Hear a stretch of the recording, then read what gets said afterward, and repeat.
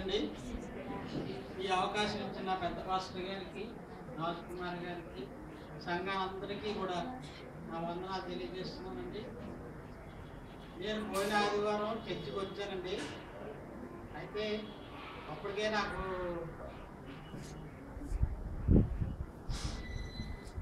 నాకు ఒంట్లో కొద్దిగా అంటే బాగోపోవడం అంటే ఈ చెస్ట్ పైన చిన్న కాయలాగా వచ్చిందండి. అది అనుమానం వచ్చి క్యాన్సర్ ఏమో అనుకొని మన విశాఖపట్నంలో అగనంపూడి దగ్గర క్యాన్సర్ హాస్పిటల్ ఉందండి. దాని దగ్గరికి వెళ్ళి చూపించుకున్నాను.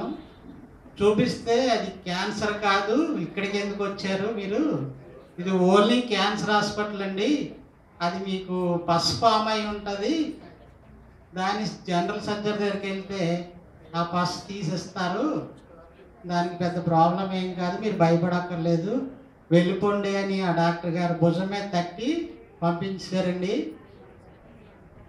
అప్పుడు ఆదివారం ఇక్కడికి చర్చిలోకి వచ్చి ప్రార్థన చేసుకున్నాను. మన డాక్టర్ గారు కూడా చూశారు, ఇక్కడ చూసి వారు రమ్మన్నారు.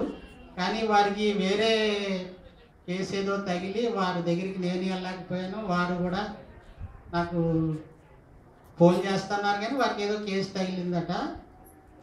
తర్వాత మా పాపతో ఇంటర్మీడియట్ చదువుకున్న అతను డాక్టర్ చేశారట. అతను మా పాప అక్కడి నుంచి ఫోన్ చేస్తే వారేమో ఇప్పుడు ప్రజెంట్ ఇండస్ హాస్పిటల్లో పనిచేస్తున్నారట.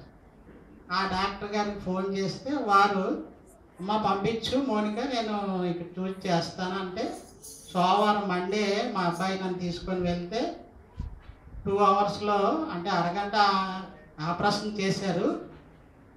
ఆపరేషన్ చేసిన తర్వాత చాలా చెత్త బయటికి తీసారండి, పస అంతా పిండేశారు.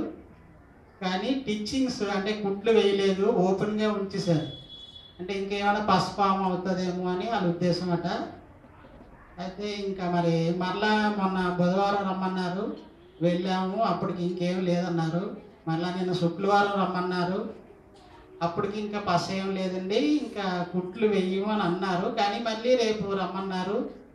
దాని నిమిత్తం మీరు అందరూ కూడా మీ కుటుంబ ప్రార్థనలో జ్ఞాపకం చేసుకోవాలని అడుగుతున్నాను. అలాగే మన సంఘస్థులు చాలామంది వచ్చి పలకరించారు, వారందరికీ ధన్యవాదాలు. అలాగనే మన పాస్టర్ గారు కూడా ప్రార్థన చేశారు.